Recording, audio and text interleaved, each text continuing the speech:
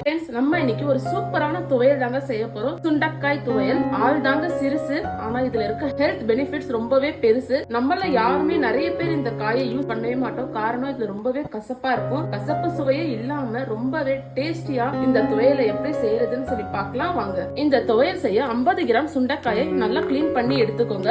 பண்ண சுண்டக்காயை இந்த மாதிரி ஒரு இடிக்கில போட்டு நல்லா இந்த மாதிரி இடிச்சுக்கோங்க.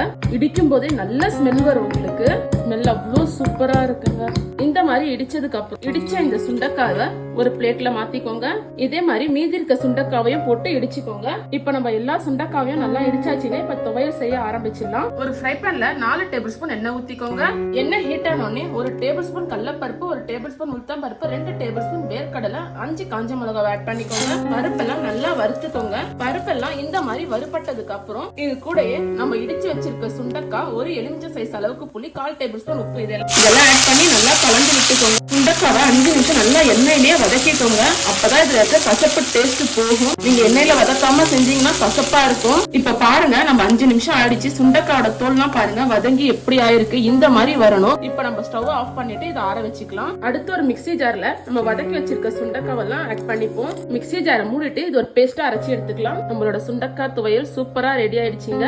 இந்த மாதிரி திக்கா அரைச்சு எடுத்துக்கோங்க. அடுத்து நம்ம சுண்டக்காய் வதக்கின அதே ஃப்ரை பேன்ல 4 டேபிள் ஸ்பூன் எண்ணெய் ஊத்திக்கோங்க. உங்ககிட்ட நல்லெண்ணெய் இருந்தா நல்லெண்ணெய் கூட ஊத்திக்கோங்க. நான் இன்னைக்கு நார்மல் எண்ணெய் தான் ஊத்திருக்கேன், சன்ஃபிளவர் ஆயில். இது கூடயே 1 டேபிள் ஸ்பூன் கடுகு, 3 பூண்டு பல்ல இந்த மாதிரி தட்டிக்கோங்க, 2 காஞ்ச மிளகாய், 1 கொத்து கருவேப்பிலை இதெல்லாம் ஆட் பண்ணிக்கோங்க.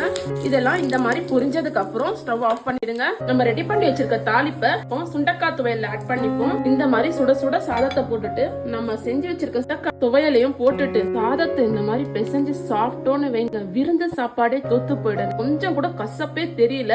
உண்மையாவே அவ்வளோ டேஸ்டியா இருக்கு. நீங்களும் இதே மாதிரி உங்க வீட்டுல இருக்கிறவங்க செஞ்சு கொடுங்க. இது சுண்டக்கால தான் செஞ்சீங்களான்னு சொல்லி உங்ககிட்டே ஆச்சரியமா கேட்பாங்க. ஏன்னா அந்த அளவுக்கு டேஸ்டியா இருக்கும். நீங்க செஞ்சு பார்த்துட்டு எப்படி வந்துச்சுன்னு சொல்லி மறக்காம எனக்கு கமெண்ட்ல சொல்லுங்க. நம்ம சேனலை சப்ஸ்கிரைப் பண்ணிக்கோங்க. அப்படியே நம்ம பேஜை ஃபாலோ பண்ணிக்கோங்க. தேங்க்யூ.